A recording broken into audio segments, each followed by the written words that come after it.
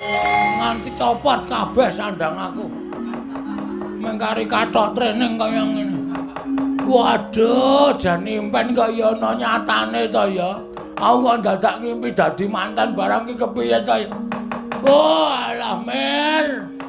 Oh, alah Reng, kok ora nyono-nyono mau tetembangan kepenak-kepenak kok saiki kowe kudu pisah kambek Mami. Oh, alah Tru. Sayonara ya Tru. Sampai berjumpa pula. Wis mlekoso uripku. Iki nek ora mlayu ndelik. Monggo Ndara Werkudara jangkae semono ambane ora tak. Apa jenenge iki? Nek ora tak banterke rekku mlayu ngrekoso uripku tenan.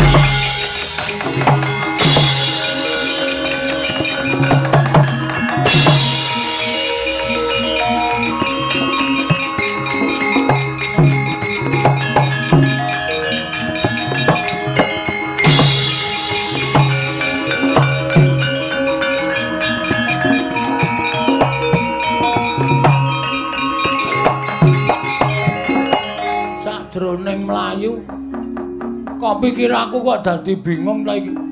Aku arep nendi, arep ngenger karo sapa?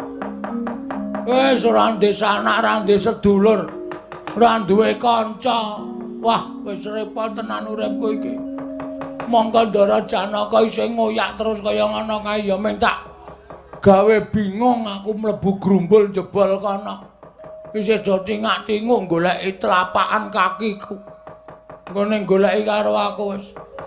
Oh alah dewa, dewa. Kok dadi kados mekaten lampane ingkang kedah kula sandang dewa, dewa. Panjenengan mentala dhateng jasad kula. Oh kelingan anakku sing cilik. Oh alah ora bakal ketemu karo aku meneh kowe le. Nah ya wis mending mengko ya nakale ra jamak-jamak. Nangane njukuki dite bapak. Wis jan anak kok kaya arep dadi maling.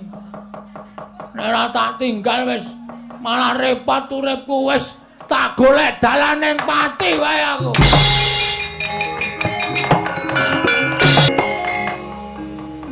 Malah tekan segara. Kono tulisane Indrayanti. Ke timur Kukup, ke timur meneh Pantai Siyung. Wah, wis kelingan ra kebayar. Malah rekoso dadi kelingan jaman sing ora-ora. Wis jan wis. Ala wis.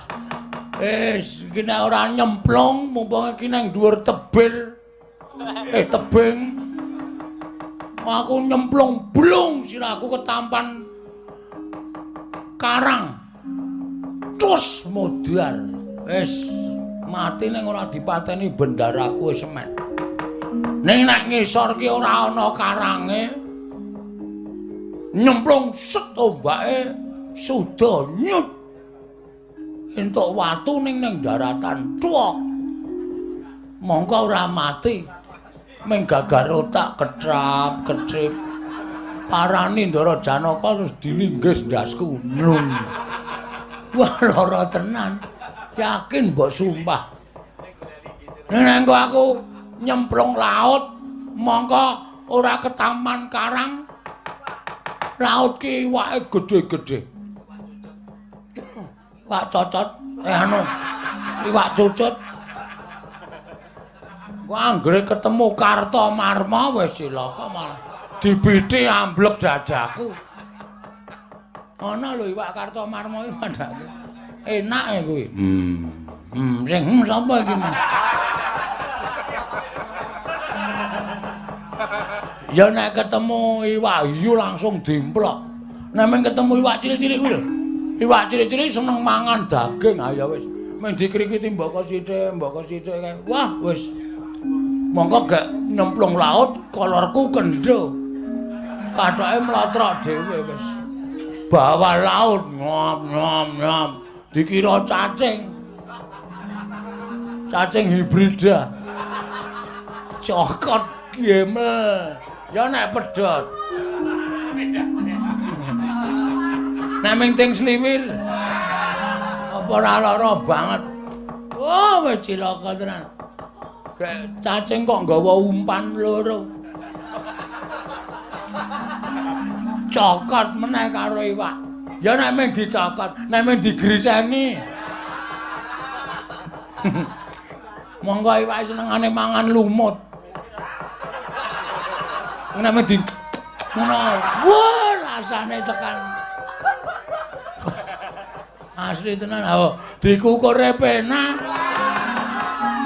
Kok meneh di jan wis temonjo tenan. Karsiem, aku tresno karo kowe sayang.